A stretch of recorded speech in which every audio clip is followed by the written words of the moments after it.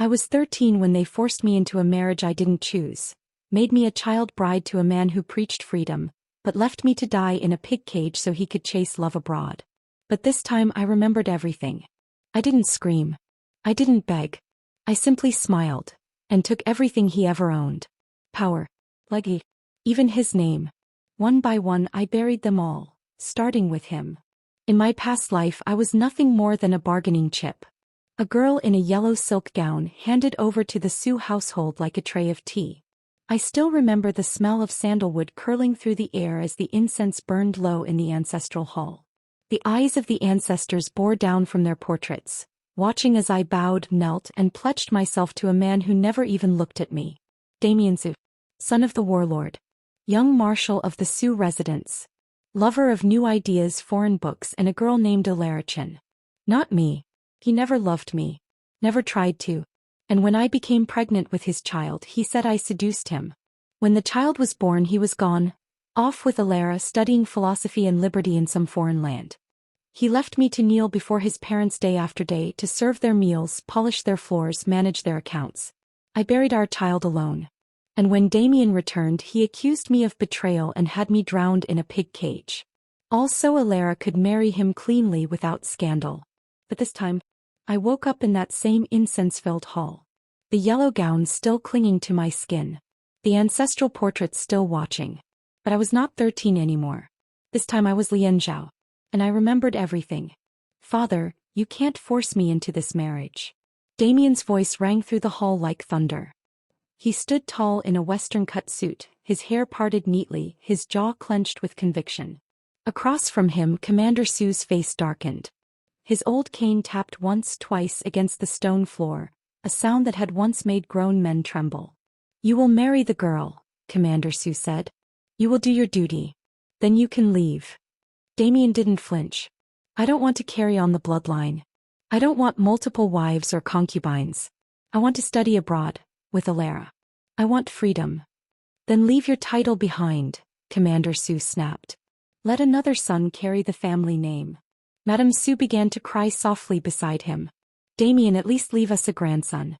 At least do that for us. I stood in the far corner of the hall, hands folded quietly in front of me.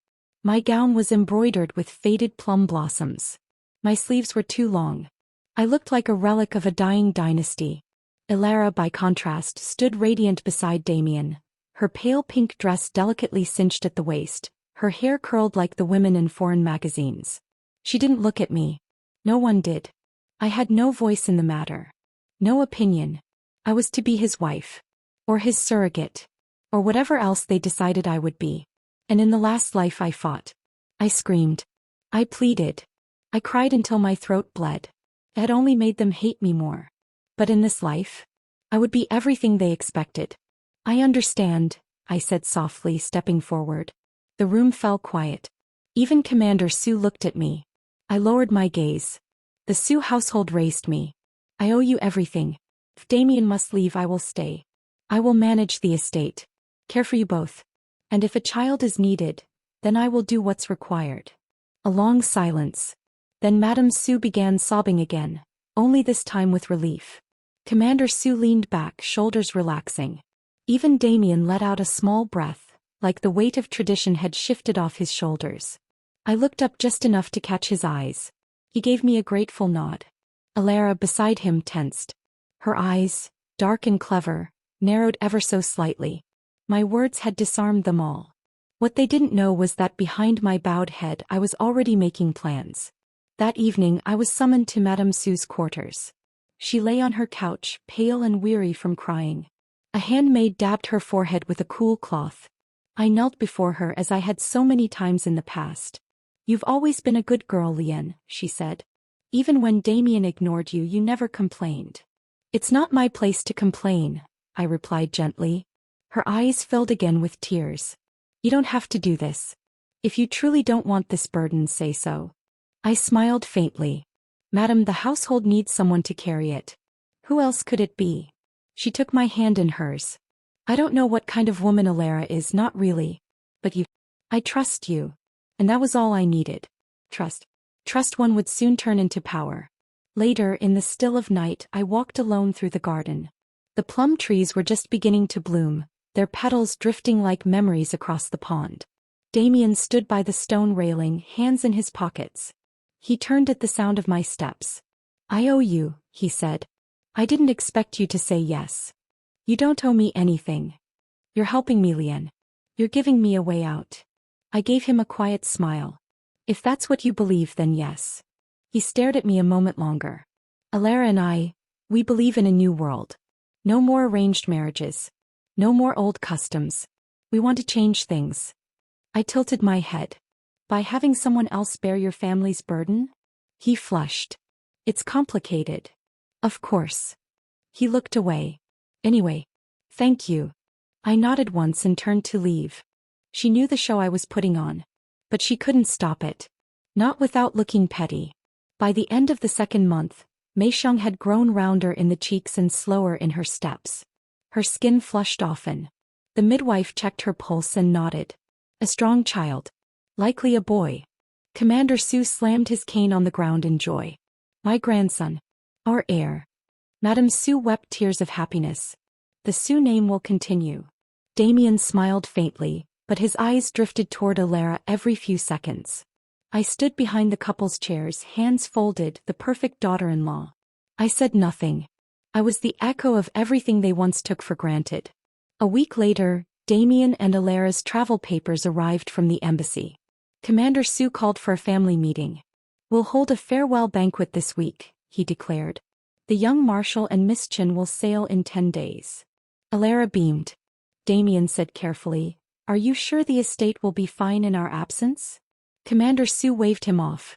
"Lian will manage it." He didn't look at me, but he nodded. "Right. Of course." Alara added, "And Meixiang." Madame Sue replied warmly, "She will stay under Lian's care. We'll make sure she wants for nothing. You two just focus on your new life." Damian seemed hesitant. He opened his mouth, then shut it again. Alara held his hand under the table. The banquet was lavish.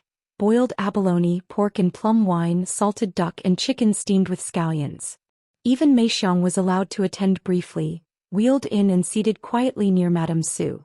She wore a gown of pale lavender silk that I had handpicked myself. She looked awkward in it. Out of place. Unsteady. Her eyes met mine once, almost pleading. But I said nothing. Alara clinked her wine cup with Damian's and toasted to freedom, progress and new beginnings. I raised my teacup. To farewells. The day of their departure I accompanied them to the Sue gates. Damian hesitated on the steps, scanning the estate one last time. His gaze briefly landed on Meixiang's courtyard, then turned to me. "Lian," he said, "if anything happens." "I'll write," I said gently. "And you take care of Alara." Alara linked her arm with his. "We'll write as well. Often." I smiled. "I know." They left with trunks of clothing and an envelope thick with silver notes. Notes I had personally counted and handed over. Madame Sue wept again. Commander Sue stood proud and tall, even as his son disappeared from view. I turned and returned to the estate without a word. Let them believe they were leaving everything in good hands. They were. Just not for the reasons they thought. By the 6th month, Meixiang's belly swelled like a harvest moon. She waddled through the estate like a porcelain jar, carefully handled by handmaids and surrounded by pillows and sweet soup. She demanded new shoes. She was given 3 pairs. She said the incense irritated her. We stopped burning it. She wanted her own handmaiden. I assigned 2. Everything she asked for she received. After all, she was carrying the heir. And I made it all happen. Quietly. Efficiently. Dutifully. When she entered labor in the 8th month, the midwives said it was too early. But the baby was large, too large, and she had eaten too well. The labor stretched on for over a day. By the 3rd day the estate had descended into tension. Meixiang's screams tore through the halls. Her hands clutched at anything she could reach, blankets, arms, her own hair. "Miss Xiao," the midwife whispered to me, drenched in sweat, "the child won't come. We fear she's going to die." I walked into the ancestral library and retrieved a red book. Inside was a list of medical techniques I'd prepared long ago. I flipped to the page marked "Emergency Caesarean." Commander Sue was resistant. "She might die." "She's going to die anyway," I said calmly. The baby still has a chance. He cursed under his breath. Madame Sue sobbed behind her fan. An hour later the blade fell. Mei Xiong died on the table. The baby, a 10-pound boy, wailed with lungs that filled the entire wing. He was placed in Madame Sue's arms and immediately declared the heir to the Sue family. She laughed through her tears. He has Damian's nose. Look. Commander Sue grinned. He'll be a fine soldier. I watched from a distance, my expression placid. No one asked about Mei Xiong. Her body was wrapped in linen. When I requested silver for her family, Commander Sue handed me a pouch without hesitation. Make sure it's done quickly. Yes, sir. I arranged for her to be buried quietly. No grand rites. No prolonged mourning. Before the day ended, her name was gone from the estate records. And the baby? I took him into my arms and whispered his new name, Su Jihao. From that moment on, I became the closest thing he had to a mother. Every morning I carried the boy into Madame Sue's chambers. Every night I sent her updates. I told Commander Sue of his progress. I oversaw his feedings, his linens, his bathwater. And in between I signed account books, reprimanded lazy staff, planned harvest purchases, and supervised the repairs on the crumbling East Wing. Servants began to greet me with quiet respect. The steward addressed me as Mistress Xiao. Even the guards, once indifferent, now saluted when I passed.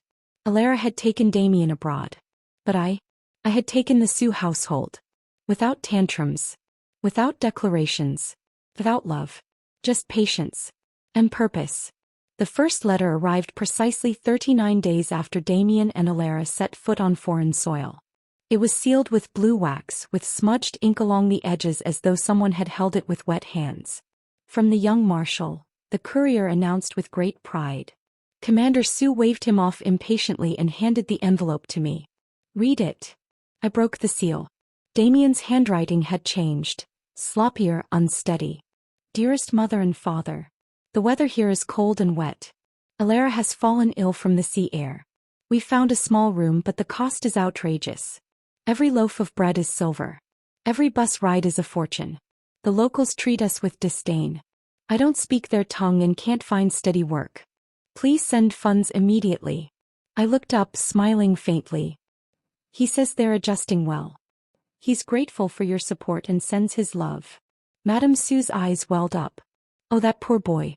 And Alara's sick, you said? I nodded. A slight cold. Nothing serious. Commander Sue huffed. Spoiled brat. Hasn't even been gone 2 months and already whining about expenses. I didn't tell them he begged for 20 silver notes by week's end. I didn't mention he described sleeping in a coal shed after being evicted. Instead, I folded the letter and tucked it neatly into the drawer with the rest. More letters came, each more desperate than the last. Lian, it's unbearable here. I can't believe how much things cost. Alara cries at night. She misses her old bed, the steamed buns your cook used to make. We eat once a day now. Our shoes are falling apart. Some money, please. We're drowning.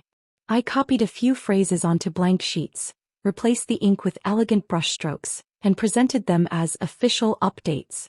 He's doing well, I said. Still committed to his studies. Still grateful to both of you. Madame Sue clutched her chest. Thank the heavens. I miss his voice. Commander Sue grunted. Bah. He chose this life. Let him sweat a little. Still he waved me toward the treasury. Send 10 silver notes. No more. Yes, sir. I never sent them. Instead, I brought the silver to the vault in the East Wing. The underground chamber I'd had built in secret after Damian left. There, among the chests of coins, bolts of silk, jade bracelets, and wedding jewelry from Madame Sue's old dowry, I began stacking letters and coins side by side. Miss Xiao, Bao, my quiet, loyal aide, said from behind me one day, why keep all this? Because silver doesn't feed mouths, I replied. And then I handed him a list. Sell all the jade. Trade the coins. Convert everything into rice, flour, salt, and dried meat. We'll store it at the old farmland outside the city walls. Are we preparing for famine? He asked cautiously. For war, I said softly. The world is changing. He didn't ask more. In public, I continued to serve like a shadow. I poured tea for Madame Sue, mended her silk slippers when the embroidery unraveled. I delivered the latest letters from Damian, always careful to include lines like, "I miss your cooking, mother. Father, I hope to make you proud. Never. I'm sick. I've pawned my coat. Alara and I have been eating from garbage bins." 3 months in, Damian began writing directly to me. "Lian Zhao, you always were the most reliable one. Please help us. Send anything you can.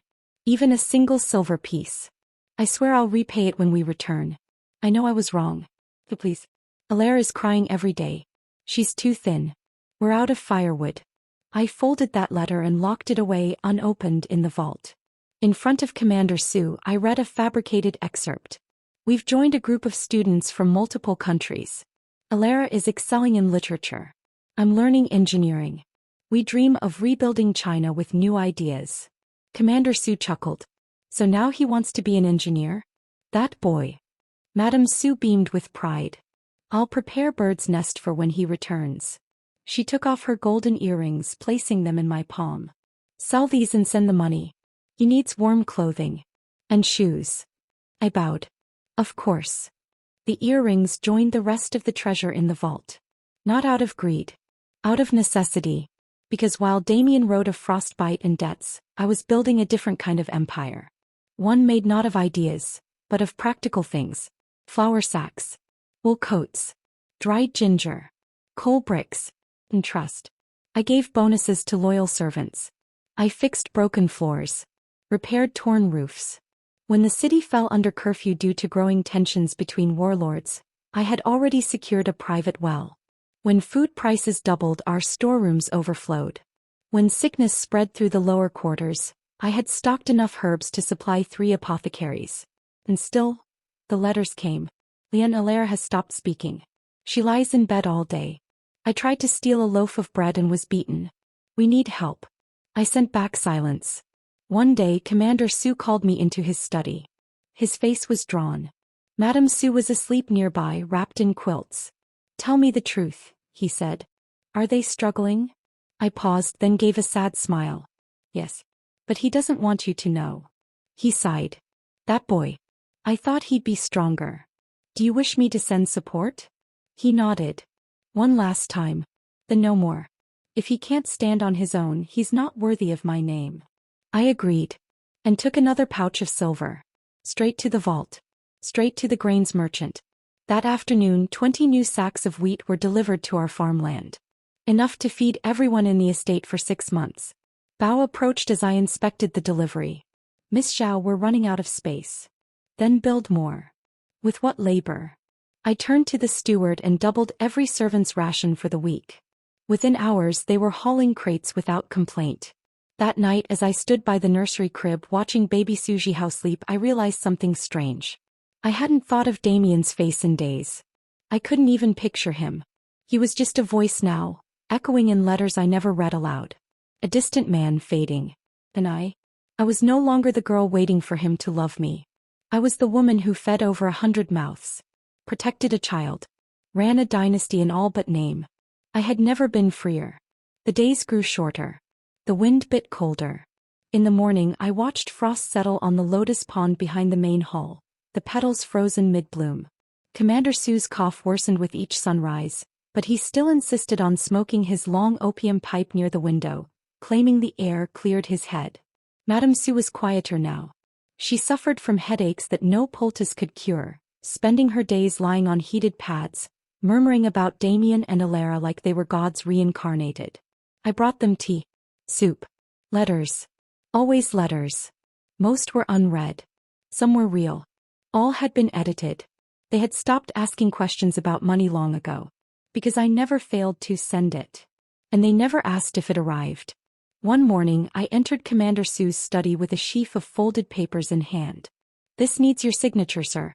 The foreign banks are adding clauses for security.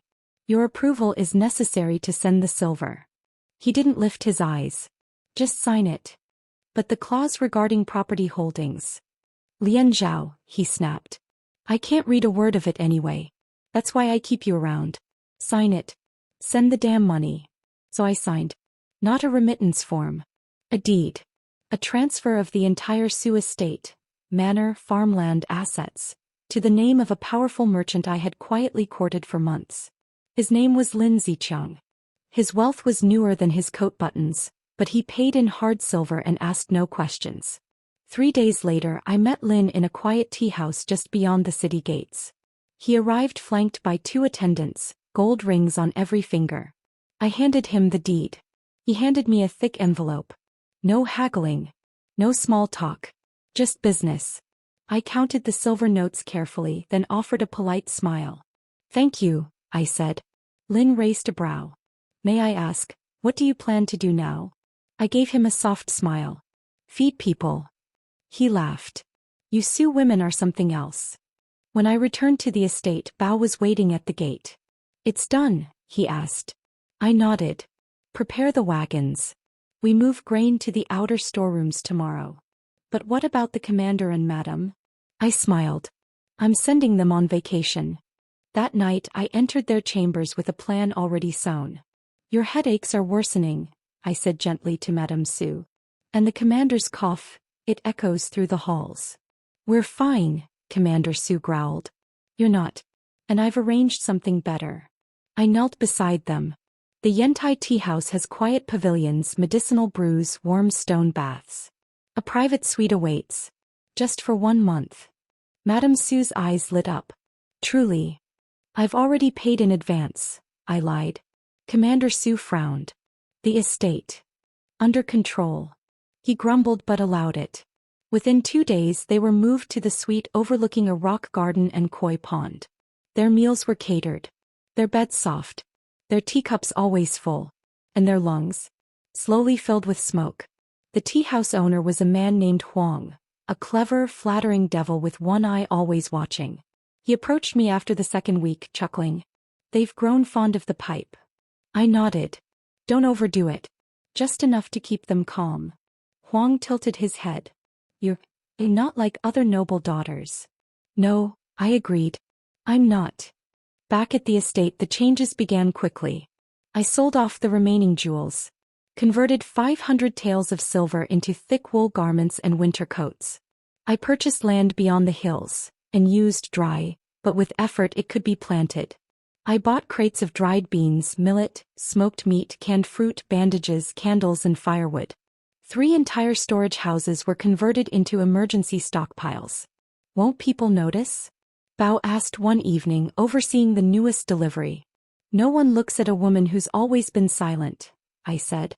"They think I'm still waiting for Damian to return." "And are you?" I turned away.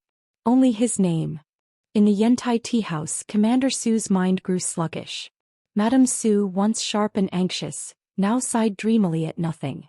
I visited weekly with updates. "Jihao is healthy. He stood today. Servants are loyal. They miss your presence. Damian sends love. He writes often." They never asked to read the letters. Just smiled. Or nodded vaguely. Or murmured something about foreign lands and returning spring. One afternoon, Bao approached me at the edge of the grain cellar. "There's a rumor," he said, "that the northern warlords are moving toward the capital. Let them come. You're not worried?" "I've been preparing since the day Damian left." He paused, then added, "You've sold the estate. You've moved the old masters. You own all the grain in a 5-mile radius. What now?" I looked toward the mountains where smoke from distant chimneys twisted into the sky. "Now," I said, "we wait for winter." The servants adored me now. I tripled their pay. Gave bonuses for children. Provided medicine for their elders. They didn't know I was no longer their employer. They only knew that Lian Zhao fed them, clothed them and never asked for anything in return. And when soldiers came to the gates asking for food in the marshal's name, I greeted them with warmth and filled their bags, on the condition that they protect the village and not touch a single girl. That's how power is built. Not through love. Not through names. Through debt. And memory. In early December I stood in the empty main hall of the Sue estate. The ancestral portraits stared down at me, faces of men who had wielded swords and ordered deaths. Their gazes used to frighten me. Now I stared back, unblinking. They had their empire. And I had mine. Built not on conquest, but on quiet, measured vengeance. The letter was written in blood. Flakes of dried skin clung to the creased corners. The strokes were jagged and smeared, as if the hand that penned it had long forgotten how to hold a brush. I stared at it for a long time before opening it. Lian Zhao. I beg you. Blair is gone. I am sick. I have not eaten for days. I can no longer walk without pain. The skin on my feet is cracking. Please send money. Just enough for a boat ticket. Please. I'll do anything. I'll kneel before the ancestors. I'll work the fields. Just let me come home. I folded the letter slowly and placed it on top of the firewood. By morning only ash remained. He arrived a week later. Unannounced. Unwashed. Unrecognizable. His once pristine suit was a patchwork of stains. The leather shoes he had once polished obsessively were now cracked, soles peeling off like old skin. His straw hat was frayed at the edges. And his eyes, those once sharp arrogant eyes, were hollow caves rimmed with desperation. He stood outside the front gate of the estate that no longer bore his name, clutching a faded satchel. Lian Zhao, he said, voice hoarse. It's me. I stepped out from the side door wrapped in a wool cloak, calm as ever. He blinked rapidly as if seeing me caused him pain. You look exactly the same. I didn't return the compliment. Instead I asked, where's Alara? His expression twisted. That vile woman, don't speak of her. But he did. He couldn't stop himself. He told me everything. How they had spent the entire silver gift within the first month on imported linens, Western meals, and a wedding photo that cost more than the city's grain supply. How Alara, once sickened by dirt and poverty, had tried to sell her jewelry, then herself. How she was tossed aside by rich foreign men like a toy that lost its novelty. How she returned to him each time, gaunt, coughing, sobbing, until the final betrayal. A plan to marry an old man for money and leave Damian behind. And I couldn't let her go, he whispered. So I broke her leg. He said it so easily, like it was a solution. She screamed, he added, eyes distant. But she stayed. Until she didn't. Alara escaped during the spring rains and vanished. Months later, I found her name recorded in a Revolutionary Women's Corps list, published in a newsletter passed between rice sacks at the marketplace. She had joined a northern guerrilla team and died during a retreat near the border. Her body was never found. But her name was written, firm, proud, clean. I copied it into my own record book under Women Who Died for the People. Her death did not erase her sins. But it gave her a legacy. Damian, however, had no such fate. He wandered for another year. Stole. Slept beneath gutters. He returned to China with nothing but a hunger that gnawed at his bones and a desperate hope that the estate, his estate, would still be waiting. Instead he found stone walls he didn't own. A gatekeeper who didn't salute. And a woman standing on the porch who no longer bowed. I don't expect forgiveness, he said. I just want to stay near you. I studied him like one might a cracked vase, familiar in outline but no longer beautiful. This home belongs to the people who live here, I said softly. And you are not one of them. His shoulders sank. Then let me work. Anything. I'll clean stables. I'll haul bricks. I nodded. There's a construction site 3 streets down. They take men like you. Pay by the day. No questions asked. His eyes widened. You'll let me? I smiled faintly. I won't stop you. The next morning he returned, covered in dust, shoulders burned from sun, but grinning like a child with a stolen sweet. They pay by the hour, he beamed. And they let me sleep on site. I handed him a cloth to wipe the blood on his palms. That night he brought me a wilted flower. The next night a pair of candied walnuts. Then a wood carving shaped like a rabbit.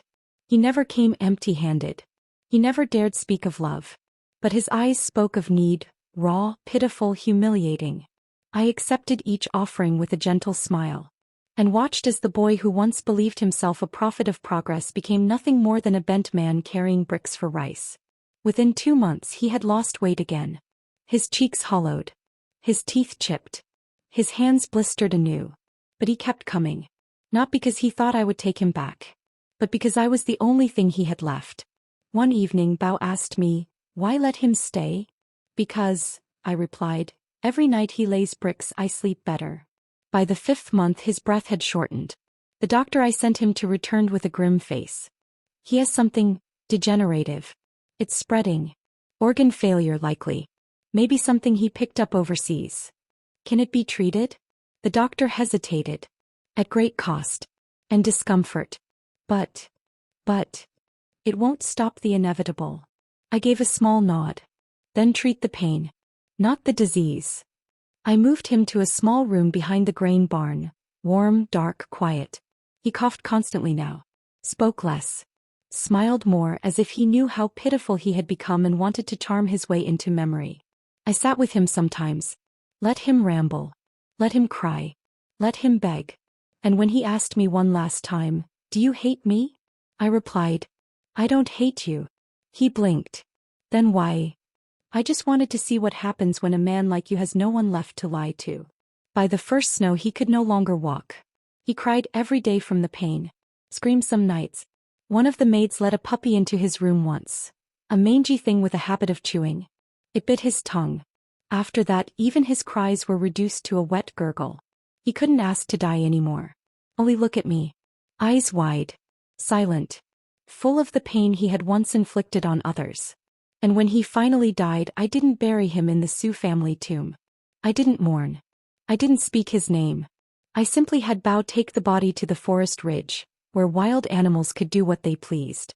That night I slept better than I had in years. The doctor said it was the knot in my chest finally loosening. But I knew better. It wasn't healing. It was closure. The house was finally quiet. No more sobbing from Madame Sue.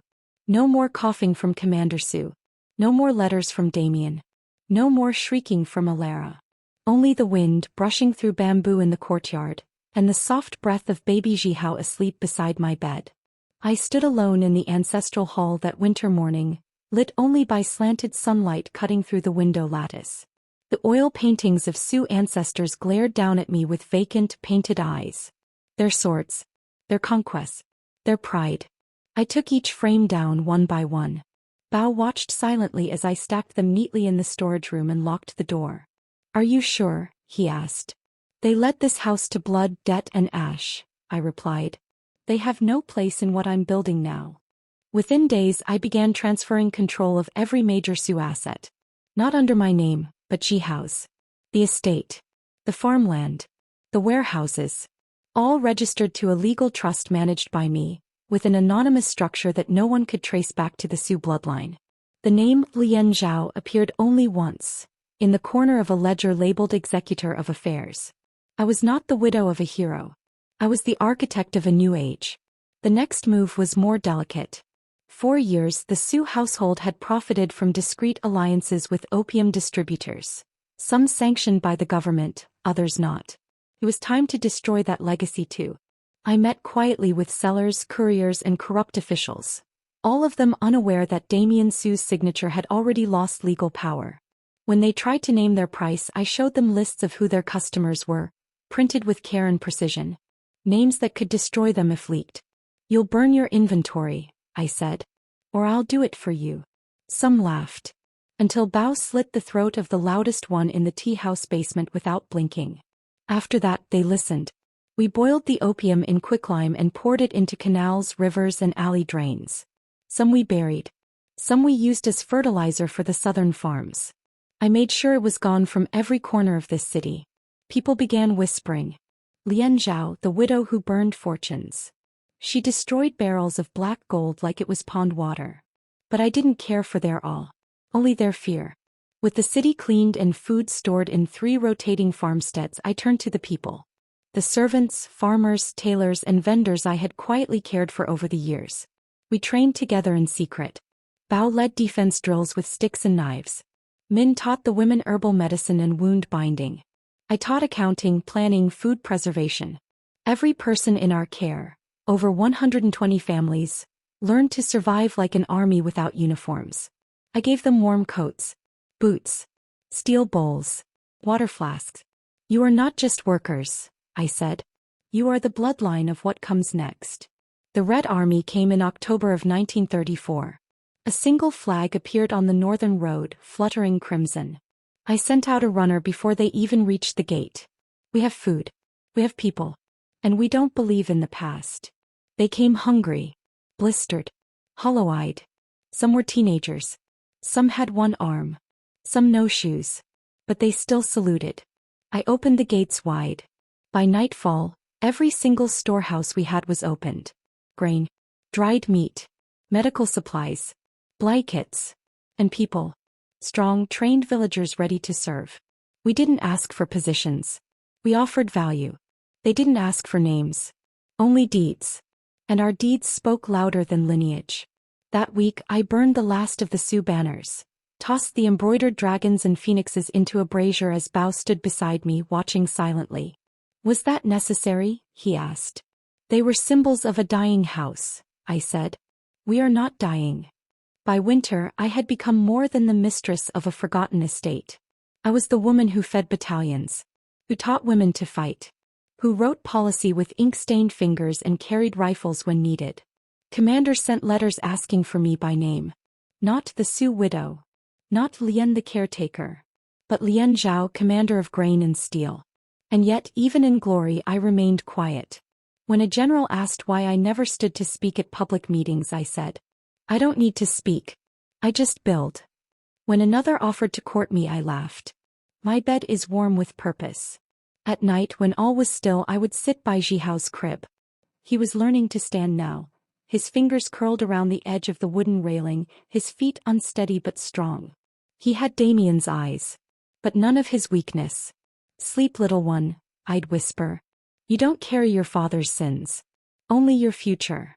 And outside, the wind howled against mountains that had once held empires. But not anymore. Now they held mine.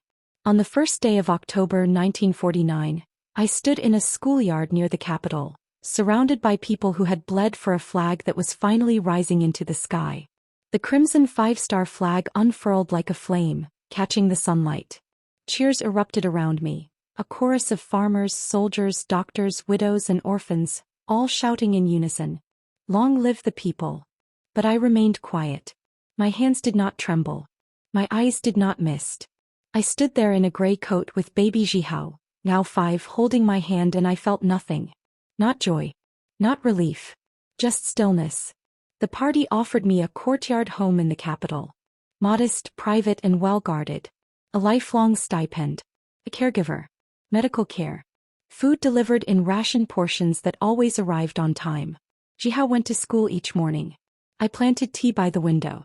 People came to interview me, asking for memories, stories, proof that I had lived through something historic. But I declined. I have nothing left to say, I told them. The newspapers printed my name in tiny type. Lien Zhao, logistics hero, formerly of Sue residence. They didn't mention Damian. Nor did I. Until he stood in front of my door. I hadn't seen him in nearly a decade. But when the nurse opened the gate and called, Madame Zhao, there's someone here, I felt it before I saw him.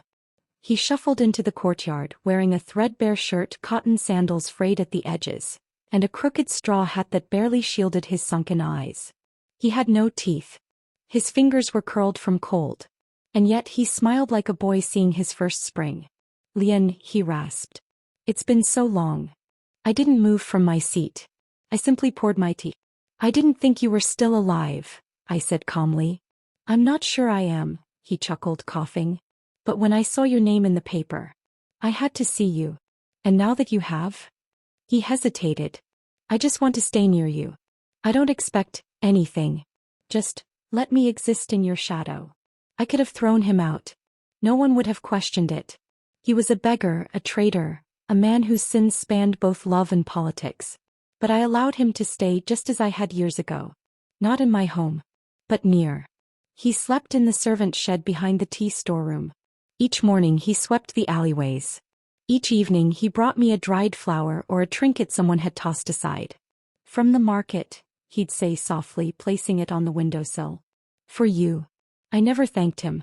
But I never stopped him either. The neighbors began whispering. They say she was his wife once. Really? But she's a hero. He's a ghost. He's a punishment. They weren't wrong. Every day he labored, his bones aching, his breath shortening. He lived only to see my shadow pass across the porch. Then came the winter. And he collapsed in the snow with a fever that took his sight before it claimed his voice. The doctor told me, he won't survive this month. I nodded. Then give him warmth. But not comfort. The nurse was confused. He keeps asking to see you. He's already seen me, I said. Every day he lived here. On the night he died, I stood beside the fire. He was in the room across the yard. I could hear his breaths, shallow, wet, fading. I drank my tea slowly.